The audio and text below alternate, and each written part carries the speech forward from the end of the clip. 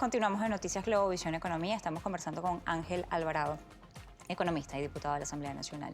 Le deja otra consulta antes de irnos a la pausa y es otra de las cifras que nos deja Banco Central de Venezuela y habla de la caída en la producción petrolera, todo lo que tiene que ver con el PIB petrolero desde 2013, y ya lo identifica así Banco Central de Venezuela, hasta el 2018 tiene o registra, según Banco Central de Venezuela, una caída en su producción en 44,2%.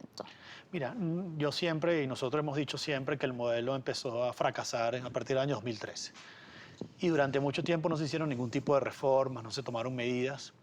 Y eso pues siguió destruyendo la capacidad industrial, la capacidad instalada, la producción petrolera y todos muchos ámbitos de la vida económica de Venezuela que terminaron destruyendo la calidad de vida del venezolano.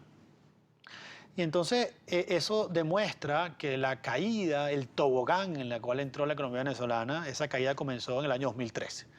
Y no se tomaron medidas, no se han tomado las medidas suficientes para restablecer nuevamente la senda del crecimiento. Y las sanciones, cuando tú revisas las sanciones a finales del año 2017, pues ya la caída libre de la economía había comenzado. Las sanciones prácticamente no cambiaron la senda, se mantuvo igual la caída. Pareciera que el efecto de las sanciones ha sido independiente de la caída de la economía, precisamente porque la caída de la economía es anterior y parece ser únicamente responsabilidad no de Donald Trump, sino de Nicolás Maduro, que no tomó medidas, que no se tomaron reformas y que la economía siguió cayendo con un daño tremendo a la economía venezolana. Cuando tú revisas la cifra de migración de los venezolanos que se han tenido que ir para Argentina, para Chile, para Colombia, para Ecuador, para todos estos países, tú te das cuenta que eso coincide con la hiperinflación y que coincide con una economía en la cual no se tomaron ninguna medida que obligó a esta destrucción de la familia venezolana que está ahora dispersa por todo el mundo y que ha dividido a la familia venezolana, un sentido de familia que se ha perdido precisamente por una situación económica en la cual la supervivencia de muchos venezolanos dentro del territorio nacional es simplemente imposible.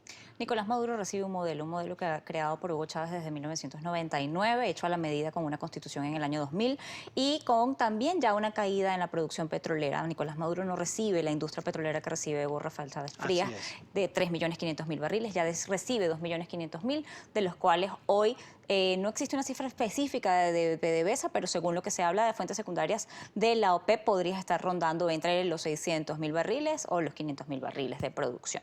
En este caso o en este escenario, la industria petrolera nacional aportaba la mayor cantidad de las divisas al país. ¿Es esto parte solamente de la falta o la ausencia de medidas o es parte de un modelo que fue desde el punto de vista político y arrastrando a la economía fallido?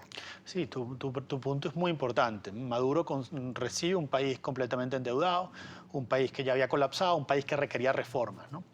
Y de hecho la implosión comienza con Nicolás Maduro, ¿no? La implosión de la economía, de lo cual nosotros estamos viendo como el final de esa implosión, donde ya no queda más nada que destruir, ya todo está destruido por un proceso autodestructivo de incapacidad de hacer reforma y tomar medidas y abandonar el modelo. Ahora, el colapso de la economía comienza en el año 2007. Porque en el año 2007 es el año que empiezan las expropiaciones. A partir de ese momento empieza a caer la inversión en Venezuela, a partir de ese momento empieza a caer la producción petrolera, a partir de ese momento cae en 40% la producción industrial, la producción comercial, la producción agrícola. Y entonces uno dice, bueno, ¿cómo se mantuvo ese modelo? ¿Por qué no se vio la destrucción inmediatamente? Bueno, porque a partir de ese momento, para mantener los niveles de consumo, una vez que cae la producción y mantener el consumo, se endeudó al país.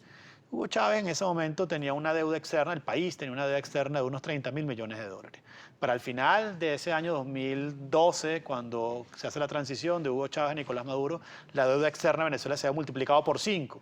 ¿Por qué se multiplicó por 5? Precisamente para financiar esas importaciones y ese consumo y que la población no se diese cuenta que el modelo había colapsado.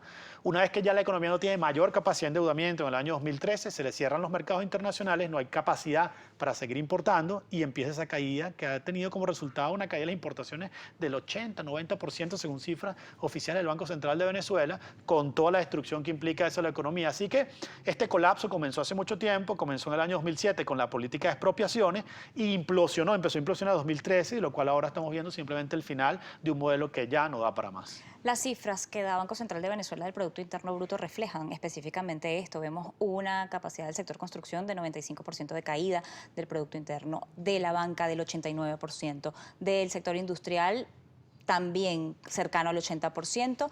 Vemos como incluso el día de ayer Juan Pablo Lalquiaga señalaba que la caída en el sector industrial es de 95% si se calcula desde el año 1999 a la fecha. Entonces estaríamos hablando aquí de un gasto público mal hecho y de una economía que además termina de colapsar por un tema de falta de confianza, que inicia con el proceso de las expropiaciones. Sí, mira, tú acabas de decir una palabra que es fundamental, es confianza. La economía requiere confianza.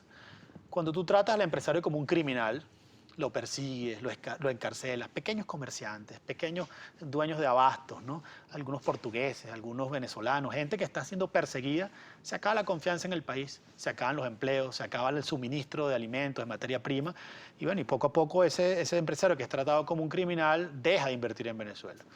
Y el Estado pues no le pareció eso importante, más bien siguió persiguiéndolos hasta hace nada. Entonces tú veías cómo el tipo de cambio era criminal, de las páginas criminales, y después se dice, no, ese tipo de cambio va a ser la solución al problema. Entonces, bueno, ha habido una contradicción muy importante en el modelo, ha tardado muchísimo en tomar reformas y se requiere retomar confianza. Confianza es garantizar derechos de propiedad, dar libre iniciativa al empresario y promover las actividades pues, empresariales, comerciales, industriales y agrícolas en el país para que mucha gente venga a invertir en Venezuela. Para lograr esto ya se cerraron los mercados internacionales, pero el mercado interno lo que puede financiar es el sector bancario y vemos una caída aguda donde se le está obligando a la banca a ejecutar una serie de medidas para tratar de elevar lo que tiene que ver con las mesas de dinero y de aquellos 45.000 millones que se lograban en un presupuesto de divisas que tenía la nación, según Banco Central de Venezuela lo último fueron 5.000 millones. Mira, está clarísimo el tema, ¿no? La banca en Venezuela está completamente destruida. La hiperinflación destruyó la banca, cuyo activo más importante es la intermediación de dinero, la intermediación de bolívares, pero el bolívar perdiendo valor a esta velocidad, la banca quedó destruida. Para que tengamos órdenes de magnitud. La banca en Venezuela, toda la banca en Venezuela es más pequeña que el banco más pequeño de Colombia. Quedó destruido el sistema financiero venezolano y se va a requerir en una transición, en una reconstrucción, recapitalizar nuevamente la banca, generando confianza, que en este momento no existe, para que allí pueda haber ese capital necesario para dinamizar otras áreas de la economía. Ángel, lamentablemente se nos ha terminado el tiempo. La tarde de hoy te agradezco tu reflexión al respecto y ayudarnos a entender por qué habían cifras distintas entre Banco Central de Venezuela y el trabajo que está haciendo la Asamblea Nacional. Ángel Alvarado, miembro de la Comisión de Finanzas de la Asamblea Nacional, estaba con nosotros la tarde de hoy, además de economista. Nosotros así llegamos al final. Recuerda, como siempre, nuestras redes sociales, @economía_gb o @mmartin_gb en Instagram, marianamartinez.r. Tenga todo feliz tarde.